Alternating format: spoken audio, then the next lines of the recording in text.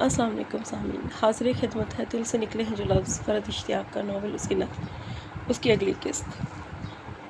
तो लिखो नावल। तुम्हें नावल लिखने से किसने मना किया? उसने सलाद का पत्ता मुंह में डालते हुए कहा। वक्त ने मुझे मना किया। मेरे पास इस काम के लिए वक्त ही नहीं है।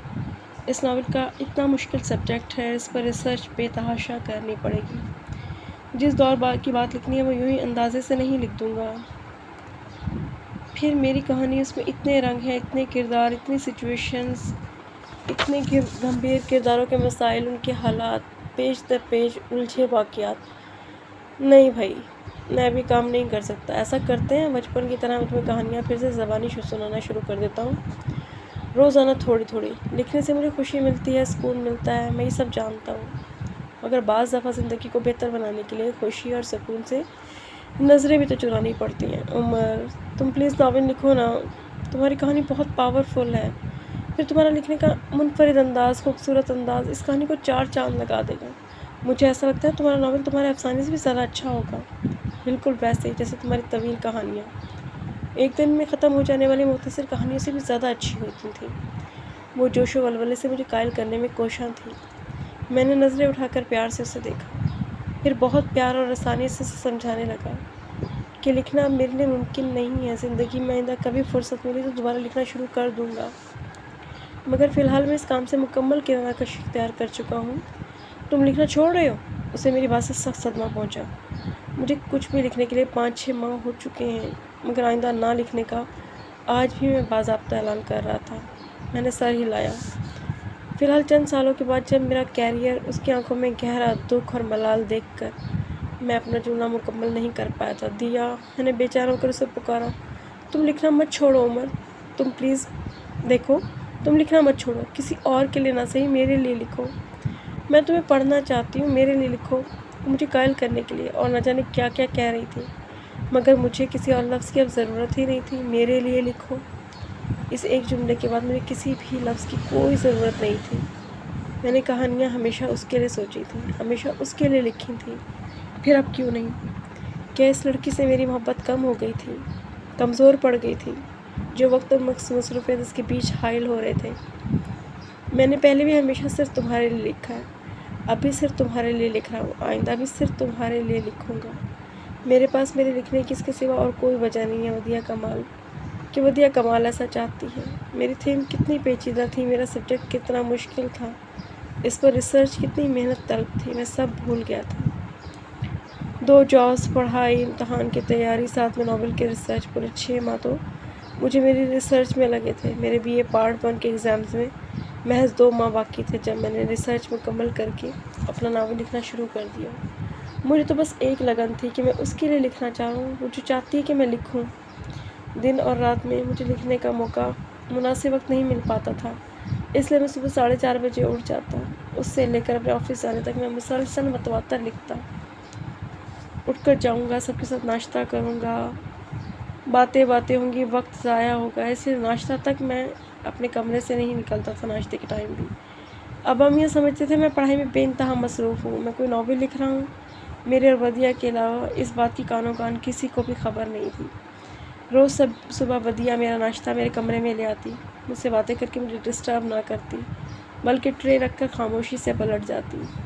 मैं लिखने के दौरान नाश्ता भी कर लेता, फिर अपने इस रोज़ लिखे हुए तमाम सफ़ात पेपर वेट के नीचे दबाकर वदिया के पढ़ने के लिए राइटिंग टेबल पर ही छोड़कर ऑफिस चला जाता। मेरे जाने के बाद वो इन सफ़ात को पढ़ती। मैं हर रोज़ जो लिखता उसे हर रोज़ वो साथ साथ पढ़ती जाती। इन दिनों ये हाल था, 24 घंटों में जो भी वक्त फारिग मिल जाता मैं उसे सिर्फ लिखने का भी सर्फ करता। किसी दिन ऑफिस में लंच टाइम के दौरान मौका मिल जाता तब थोड़ा बहुत लिख लेता। घर से मेरे ऑफिस तक का रास्ता जो कि बस 45 मिनट बनता था, उसमें भी अगर बैठने की मुनासिब सीट मिल जाती तो लिखने में वक्त गुजारता। जिस रोज़ मेरे लिखे सफ़ात की तादाद रोज़ाना से ज़्यादा होती, रोज़ वदिया उस रोज़ बहुत ज़्यादा खुश होती। नावल जल्द अज जल्द मुकम्मल होने की बेकरारी थी। वो हर रोज़ मेरे लिखे को पाबंदी से पढ़ने के बाद उस पर तबसरा ज़रूर करती। उसका तबसरा करने का अंदाज़ यूँ लगता गोया एक बहुत बड़ा नक्काद और तज्ज़िया निगार किसी मारूफ नावल की तहरीर, मुसन्निफ़ की तहरीर पर राय दे रहा हो। इस तबसरे में तारीफ़, तनकीद, सताइश, इख्तिलाफ़, एतराज़ सब शामिल होते। جس جگہ اسے مجھ سے اختلاف ہو رہا ہوتا نا وہ مجھے بتاتی، پھر ہم طویل بحث کرتے۔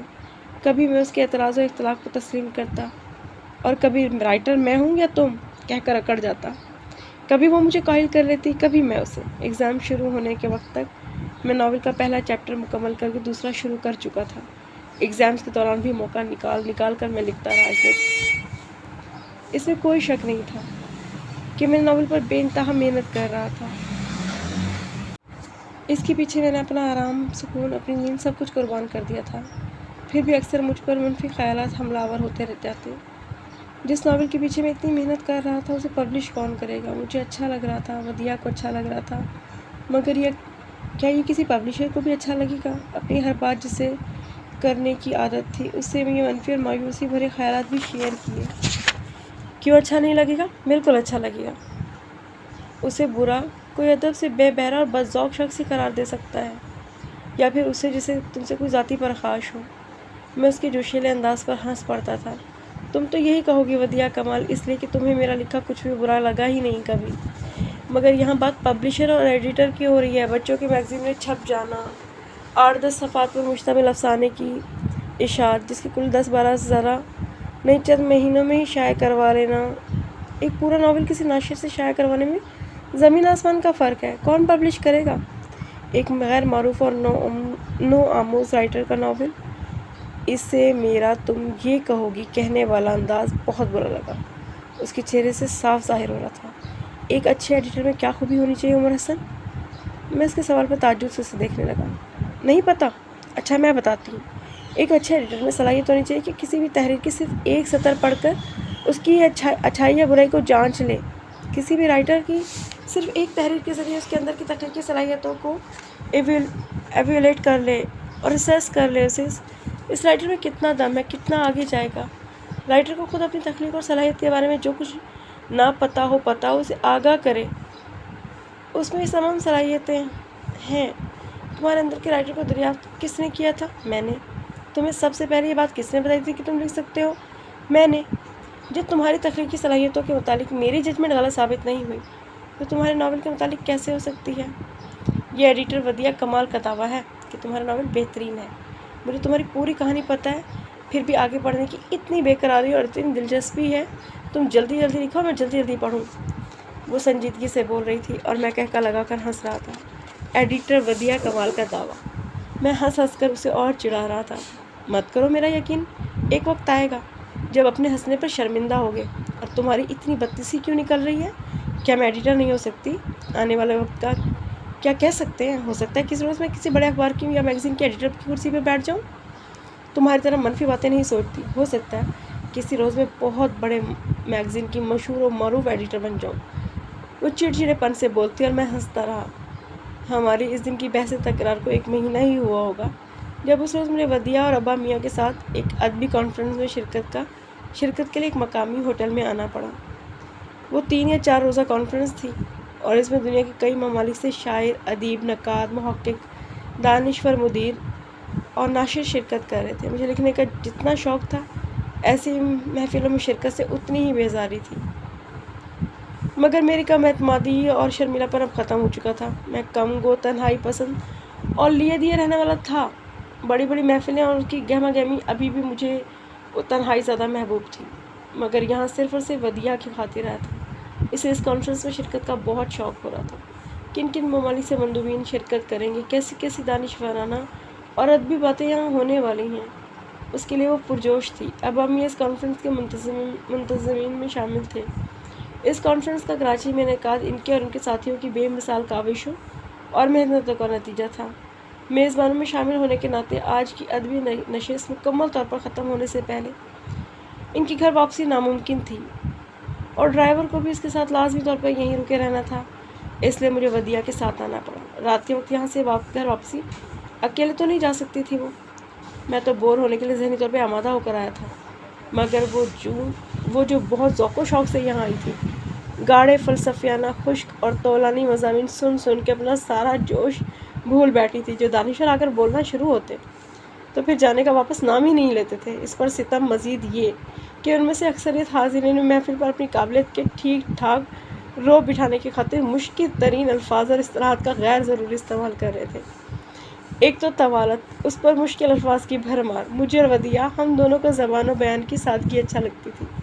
تواضع و بناوٹ، مشکل الفاظ کا بے جا استعمال، خود کو ایکسپریس کرنا۔ مقصود ہے یا لوگوں کو امپریس کرنا۔ ہمیں وہی اہل قلم پسند آئے جو سادہ اہم فہم لفظوں میں اپنی بات خوبصورتی اور روانی سے کہہ جاتے تھے۔ اس وقت میں انڈیا سے آئے ایک معروف مصنف اپنا خطرناک حد تک خشک، بورنگ اور بے انتہا طویل مضمون پڑھنے اور حاضرین کو بور کرنے میں مصروف تھے۔ میں بیٹھا اونگ رہا تھا اور ودیع خوف زدہ شکل بنا کر ادھر ادھر پہلو بدل رہی تھی۔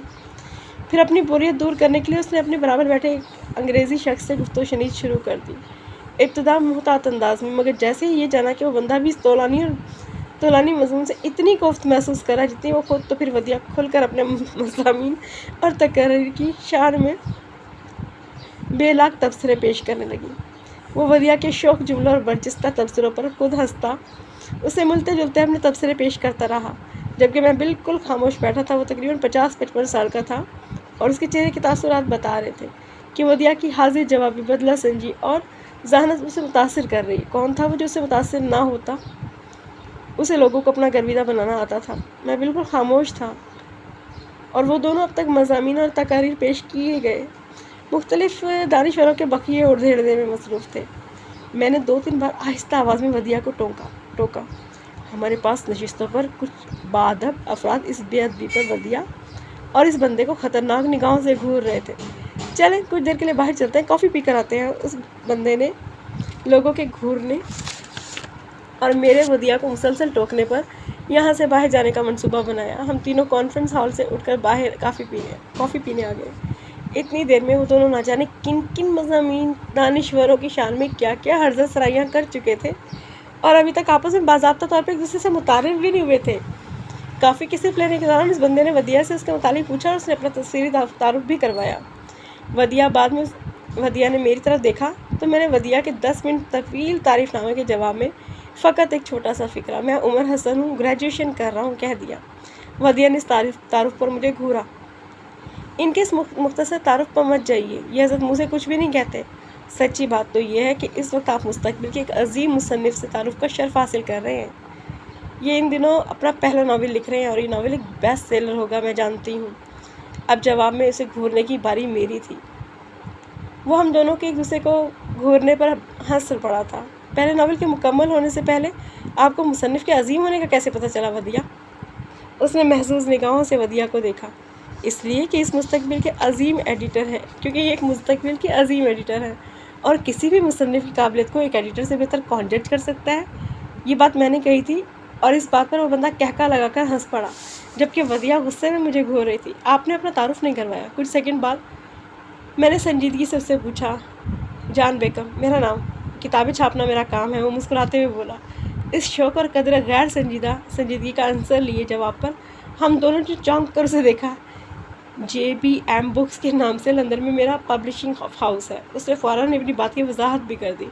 اس وضاحتی تعارف کے بعد بظاہر میں اور ودیع ہم دونوں ایک دوسرے سے بھی زیادہ اچھی طرح سے اس کی طرف متوجہ ہو گئے۔ ہمارا مخاطب ایک پبلشر تھا اور ان دنوں ہم دونوں کو سب سے زیادہ جن افراد کو ڈسکس کرتے تھے نا، وہ پبلشر اور ایڈیٹرز ہی تھے۔ عمر کی کہانی اتنی اچھی ہے، لکھنے کا انداز اتنا بہترین ہے، مگر پھر بھی اسے لگتا ہے کہ نیا رائٹر ہونے کی وجہ سے اس کا ناول کو پبلش ہی نہیں کرے گا۔ آپ بتائیں، کیا آپ نئے رائٹرز کی کتابیں شائع نہیں کرتے ہیں یا ان کے غیر معروف اور نئے ہونے کی وجہ سے انہیں نظر انداز کر دیتے ہیں؟ ہماری اس روز کی باتوں کو بھی ابھی زیادہ دن نہیں ہوئے تھے کہ ہمیں لندن سے ایک اور پبلشر سے ملنے کا موقع ملا، تو ودیع نے میری نا امیدیوں، مایوسیوں کو ذہن میں رکھتے ہوئے انہیں دور کروانے کی خاطر اس بندے سے اس موضوع پہ بات کرنی تھی۔ لفاظی کے طور پہ تو اس بندے نے یہی کہنا تھا کہ ہاں، اگر نئے رائٹر کا کام اچھا ہو تو ہم ضرور شائع کرتے ہیں، مگر اس کا جواب قدرے مختلف تھا۔ ہم سال میں 1 یا 2 نئے رائٹرز کو ضرور متعارف کراتے ہیں، ظاہر ہے یہ ہمارا بزنس ہے، تو پہلے یہی جج کریں گے کہ نیا رائٹر کتنا پروموٹیبل ہے، اور جو پروموٹیبل لگ رہا اسے ہم پروموٹ کرتے ہیں۔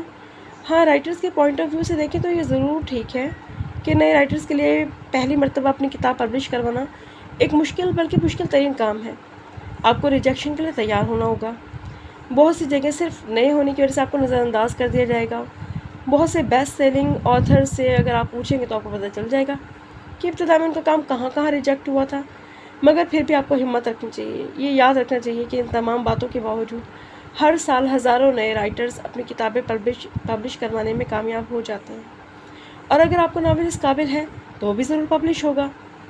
میں تو اس کے اس مفصل جواب میں بالکل خاموش رہا، مگر ودیہ بے ساختہ بولی، اگر عمر کا ناول اس قابل ہوا کہ آپ کے پبلشنگ ہاؤس کے معیار پر پورا اترا تو کیا آپ اسے پبلش کریں گے؟